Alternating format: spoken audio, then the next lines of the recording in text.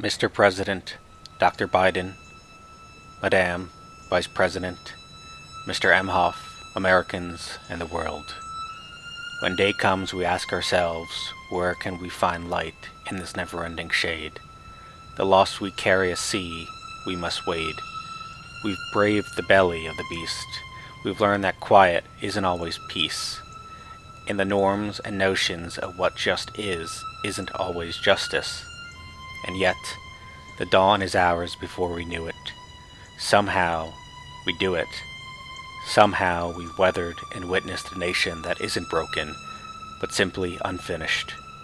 We, the successors of a country and a time where a skinny black girl descended from slaves and raised by a single mother can dream of becoming president, only to find herself reciting for one.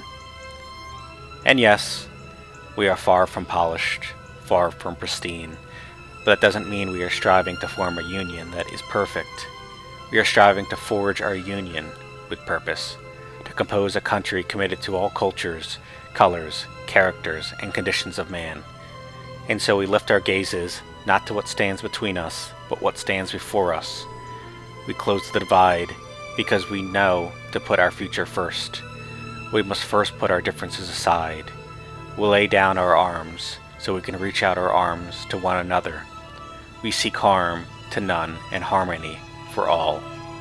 Let the globe, if nothing else, say this is true. That even as we grieved, we grew. That even as we hurt, we hoped. That even as we tired, we tried that we'll forever be tied together victorious. Not because we will never again know defeat, but because we will never again sow division. Scripture tells us to envision that everyone shall sit down under their own vine and fig tree, and no one shall make them afraid. If we're to live up to her own time, then victory won't lie in the blade, but in all the bridges we've made. That is the promise to Glade, the hill we climb if only we dare. It's because being American is more than a pride we inherit. It's the past we step into and how we repair it. We've seen a forest that would shatter our nation rather than share it, would destroy our country if it meant delaying democracy. This effort very nearly succeeded. But while democracy can be periodically delayed, it can never be permanently defeated.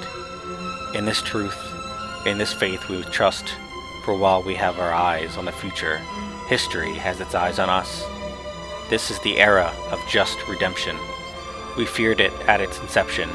We did not feel prepared to be the heirs of such a terrifying hour, but within it, we found the power to author a new chapter, to offer hope and laughter to ourselves. So while once we asked, how could we possibly prevail over catastrophe? Now we assert, how could catastrophe possibly prevail over us? We will not march back to what was, but move to what shall be a country that is bruised but whole, benevolent but bold, fierce and free. We will not be turned around or interrupted by intimidation because we know our inaction and inertia will be the inheritance of the next generation. Our blunders become their burdens, but one thing is certain. If we merge mercy with might, and might with right, then love becomes our legacy and change, our children's birthright. So let us leave behind a country better than one we were left with. Every breath from my bronze-pounded chest, we will raise this wounded world into a wondrous one. We will rise from the gold-limbed hills of the west. We will rise from the windswept northeast, where our forefathers first realized revolution.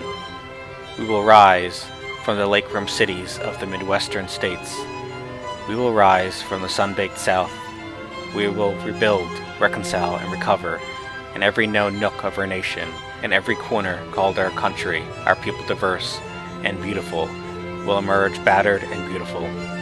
When day comes, we step out of the shade of flame and unafraid.